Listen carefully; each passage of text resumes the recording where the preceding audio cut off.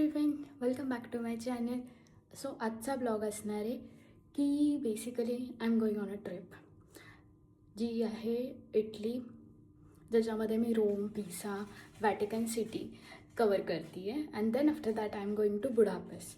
So this will be like a day wise journey. So प्रत्येक दिवशी मी काय करते आहे आणि कुठे कुठे जाते, कुठल्या प्लेसेस बघते आहे, तर ते सगळं मी या व्हिडिओमध्ये कव्हर करणार आहे. So this is a day 1. We are flying to the Rome. So let's get together. And this is my today's look. I just show you in a mirror. So see, this is my today's look. I'm still getting ready because I need to leave in 15 minutes. I have a bus. So bye bye. मॉर्निंगला इथनं walk करत जाऊन बस पकडणं म्हणजे अजून खूप छान वाटतं, बिकॉज हा व्ह्यू खूप मस्त आहे. देन फ्लाईटमध्ये विंडो सीट मिळालं तर अजून काय पाहिजे, बिकॉज सगळे बाजूला स्विसचे ॲल्प दिसत होते आणि प्लेनमधनं हा व्ह्यू एवढा छान दिसत होता ना की लिटरली मी झोपले पण नाही आहे. पूर्ण वेळ मी फक्त बाहेर बघत बसले होते, बिकॉज इट्स स्विस ब्युटी. आणि या व्ह्यूनंतर ह्या एंट्रीला असे सगळे पुतळे लावलेले होते.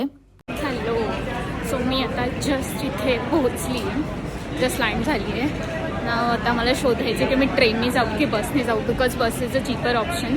बस 7 युरोमध्ये मेन सेंट्रल सिटीला नेऊन सुटतो, पण त्याला थोडा जास्त टाईम लागतो आणि ट्रेननी तुम्हाला 14 युरोज लागतात. सो दोन्हीपैकी कुठला ऑप्शन बेटर आहे, सो आता ते मी बघते आहे. ऑप्शन बघता बघता मी तुम्हाला साईडचं बॅकग्राऊंड पण दाखवते.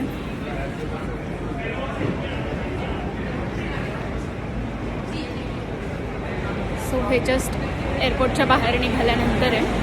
सो आता इकडनं गेल्यावर बस स्टेशन आहे पुढे. Let's see.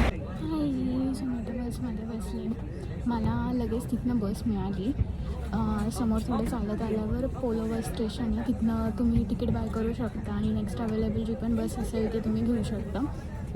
आणि जर ऑनलाईन बुकिंग केलं तर ते तिकीट जरा स्वस्त मिळतं. ही बस तुम्हाला 45 मिनिट्समध्ये एअरपोर्टपासनं ते टर्मिनी स्टेशनपर्यंत ड्रॉप करते आणि तिथून पुढे सगळ्या लोकेशन तुम्ही बाय वॉक हे ॲक्सेस करू शकता. आणि these are the Roman streets. So मी बसमधनं निघाल्याच्या नंतर डिरेक्टली हॉस्टेलवर गेले, बॅग वगैरे ठेवली, थोडं फ्रेशनअप झाले आणि म्हणजे थोडं फ्रेशनअप होऊन तिकडनं मेट्रो स्टेशनला पोचले. त्या मेट्रो स्टेशनवर मला ॲक्च्युली हावाला पास घेतला मी, जो 24 आवर्ससाठी आहे. सो जेव्हा पण पंच करतो त्याच्यानंतर तो 24 आवर्स चालतो. सो मग तो पास मी घेऊन ठेवला आहे की आज आणि उद्या असं दोन्ही होऊन जाईल. 1 वाजेपर्यंत हा पास चालेल. आणि आत्ता मी आली आहे first place, Trevi fountain.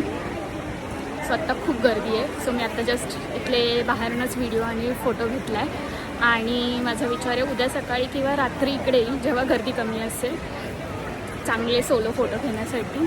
So आता आपण नेक्स्ट स्पॉटवर जाऊयात. नेक्स्ट स्पॉटला जायच्या आधी मी तुम्हाला हा व्ह्यू दाखवते की दुपारची केवढी गर्दी असते तिथे. जर तुम्ही प्लॅन करत असाल तर मोस्टली सकाळी करा किंवा रात्री करा. हे स्ट्रक्चर खूप छान आहे बघायला, पण खूप जास्त क्राऊड असल्यामुळे ना ते फोटोज वगैरे एवढे छान येत नाहीत. त्यामुळे प्लस इकडे एंट्रीला आधी पैसे नव्हते, पण आता तुम्हाला 2 युरोजचं तिकीट घ्यावं लागतं. आता मी जसं म्हटलं होतं मी आली आहे नेक्स्ट स्टॉपवर. This is Pantheon. सो मी तुम्हाला फुल बॅक कॅमेराने दाखवते. See how amazing it is. याच्या आतमध्ये एंट्रीला जायला सध्या खूप लाईन आहे. सो हे देखील आय थिंक सो मी सकाळीच कवर करेन. सो तिकडनंच 5 मिनिटाच्या डिस्टन्सवर चालत चालत मी आली आहे नेक्स्ट लोकेशनला, पिझ्झा नावोना. सो हे असं दिसतं. ॲक्च्युली हे जरा थोडं लेस क्राऊडेड आहे, सो मी ते सेल्फी स्टिक काढून फोटो घेऊ शकले. आधीच्या लोकेशनला घेतले पण ट्रेवीच्या इथं मला घेता नाही आले सोलो ॲटलिस्ट. सो बघूयात उद्या सकाळी. म्हणजे स्ट्रक्चर किती छान आहे ना. प्लस त्याच्यामध्ये जो फाउंटनमधनं पाणी पडतं आहे ना, त्याचा जो स्मूथनिंग साऊंड आहे त्याच्यामुळं त्याचं अजून ती ब्युटी इन्हान्स झाल्यासारखी होते. मला ना हा जस्ट फक्त स्क्वेअर दाखवायचा होता. छान आहे. तरी या साईडला ॲटलिस्ट बांधकाम चालू आहे. म्हणजे प्रत्येक कॉर्नरला तुम्हाला असे फाउंटन दिसतील जे वेगवेगळ्या स्ट्रक्चरमध्ये बनवलेले आहेत.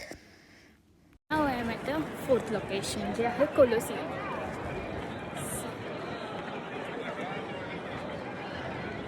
एवढंच छान वाटतं ना इथे, म्हणजे खूप असं काय म्हणतात रोमन एम्पायर का असतं ते बघायला मजा येते.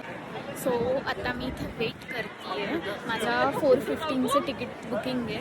मग त्यामध्ये मी आतमध्ये काय आहे ते दाखवते आणि तुम्हाला बॅक साईड मी हा पूर्ण व्ह्यू पण दाखवते.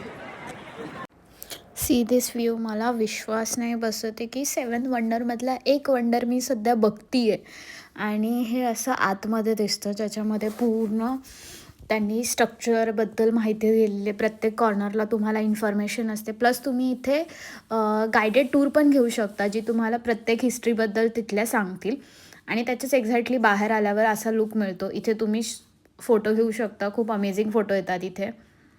आता नवीन कंट्रीमध्ये गेलो आणि शॉपिंग केली नाही असं कसं होईल ना. आणि या specially made in Italy bags एवढ्या भारी होत्या ना त्या, म्हणजे खूप वेगवेगळे डिझाईन होते आणि एवढ्या अमेझिंग कलरमध्ये होते. प्लस ट्रेवी फाउंटन आहे ना त्याच्या थोडंसं पुढे गेल्यानंतर जर तुम्ही बॅगचं सेक्शन चेक केलं तर तो तिथे खूप छान डिस्काउंटेड प्राइजेसमध्ये त्या बॅग अवेलेबल होत्या. सो तुम्ही जर तिकडे जाणार असाल तर नक्की बॅग्स चेक करा.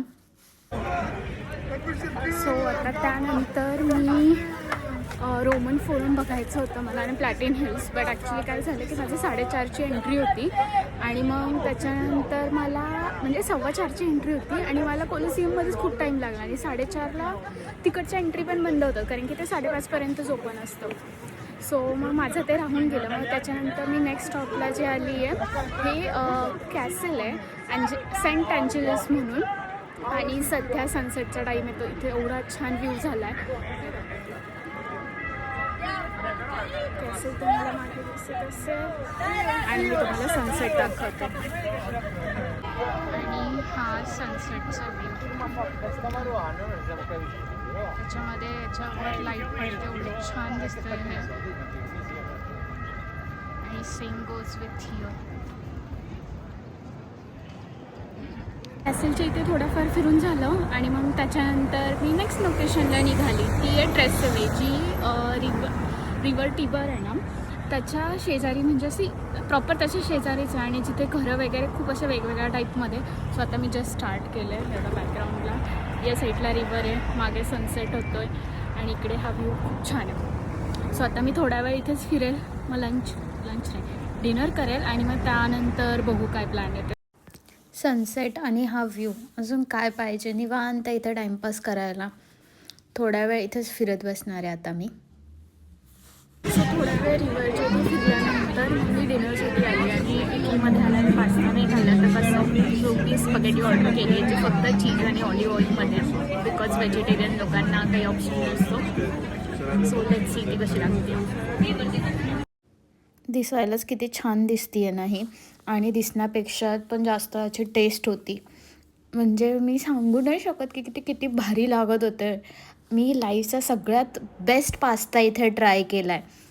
म्हणजे इव्हन मी खाल्ल्यानंतर असे होते की फक्त ऑलिव्ह ऑइल, गार्लिक, चीज आणि थोडंसं काय म्हणतात असं चिली टाकून एवढंच छान पास्ता कसा काय लागू शकतो मी तोच विचार करत होते.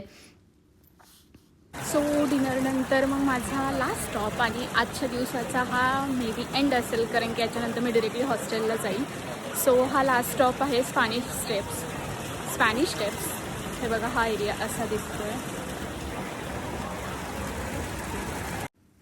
गाईज इथल्या स्टेप्सवर बसायला अलाउड नाही आहे.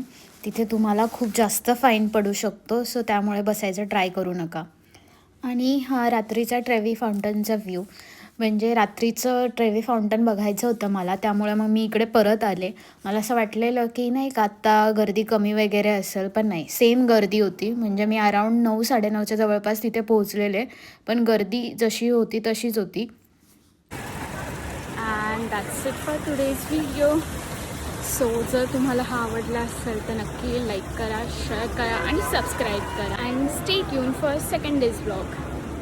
Bye bye. Thanks for watching.